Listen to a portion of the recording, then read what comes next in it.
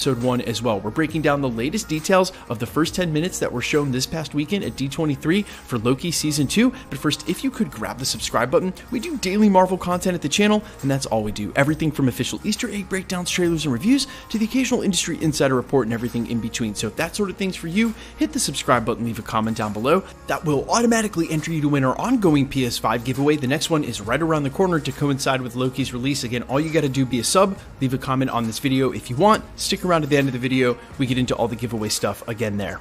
Okay, so again, the first 10 minutes were officially shown at Destination D23, and we got this update and description coming from @MediaverseCU on Twitter. That's Mediaverse Comics Unwrapped, who went on to say this, quote, "The season opens with Mobius chasing Loki throughout the TVA. No one recognizes Loki. He tries to escape Fifth Element style by jumping onto the back of some kind of flying taxi. They hit a statue of Kang, then crash into the TVA. He glitches through time in case he recognizes him. Loki realizes he's going back and forth in time. There's a version of the TVA in the past where Kang openly ruled them and no one remembers. Something happened to cause Kang to hide behind the Timekeeper's facade." Okay, so keep in mind that's only the first 10 minutes of the episode, but there's some huge details here. Number one, that basically confirms that a majority of that first official trailer they dropped, him glitching up and down the hallway, him pruning back the wall to reveal the Kangs, him running from the TVA, that's all taking place at the beginning of the first episode, and a couple of these other frames may be from deeper in the season, but that's pretty par for the course and for a first trailer. We're going to get the pre-screeners in about a week or so. The first 2 episodes are usually included. I'm thinking a lot of this is going to be from said episodes. Now, the second thing is this past version of the TVA, mind you, even though the TVA is supposed to be outside of time, where Kang openly ruled them. Again, Loki pruning back the wall to reveal the Kangs, the Kang statue in the middle at the end of Loki Season 1, and while we still wait to see how Victor Timely is involved in all of this,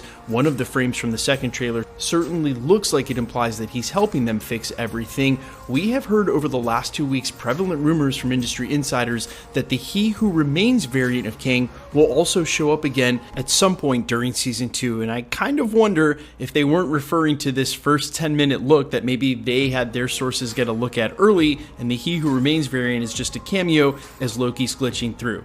Now, speaking of which, and as I mentioned during the prologue, we also have a rumored or /leaked description of the first episode coming from an industry insider, one that we can trust. So the lightest of spoiler warnings, as in, if you want to go into the unknown not known, of course there's going to be some pre-screeners in about a week. There will be reviews that'll be spoiler free, but some of the details are going to get out there. This would be the time to back out. Otherwise, let's delve into that description and see if we can line it up in any way, recontextualize this first 10 minutes.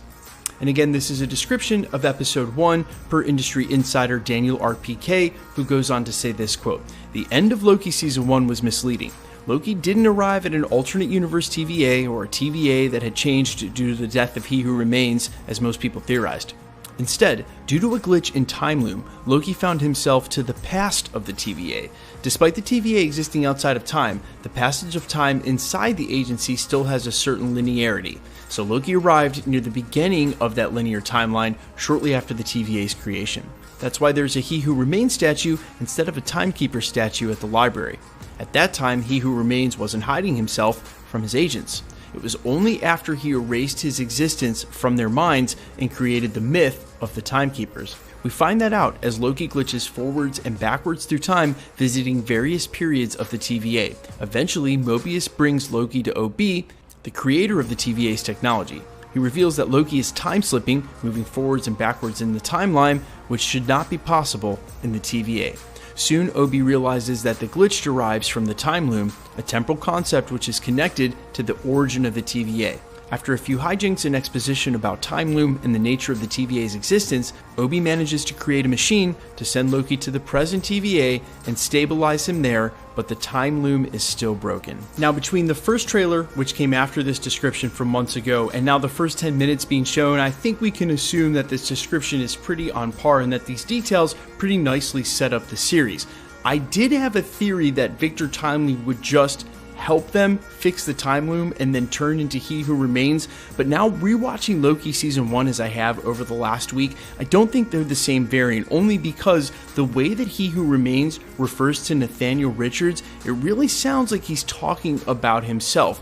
which I also think might have implications for what else we see towards the end of the season, but those are definitely topics for a different video. What I will say is that ultimately the way He Who Remains has referred to the timeline as a nice flat circle is that I would guess towards the end of this series, we would be headed right back to a He Who Remains scenario at the end of it all. That's what I thought those initial rumors of a cameo for that character were talking about, not just him showing up briefly in the first episode, but rather we would just find ourselves right back at the end of where Loki season 1 ended, and then in turn, it would be revealed that Loki's glorious purpose was to put an end to the TVA, furthering the multiversal war that I think is inevitable as we head into Kang Dynasty.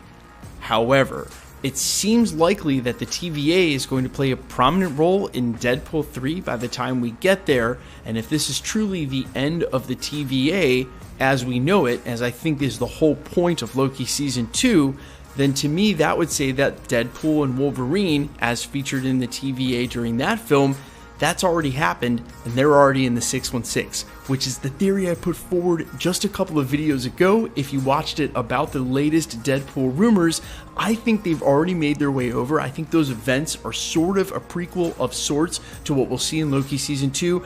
I think the TVA is going to cease to exist by the end of Loki Season 2. So if we see a TVA in Deadpool 3, that means they already got here, and I think that's what really sort of confirms that Easter egg we got during She-Hulk when it said man with claws fights in bars. That's Hugh Jackman. That's our Wolverine already in the 616. Hey, call it a theory, but the more we hear about it, the more it seems likely. But guys, let me know all your thoughts down below. What do you think is ultimately going to happen in this series? It really is a lot of question marks.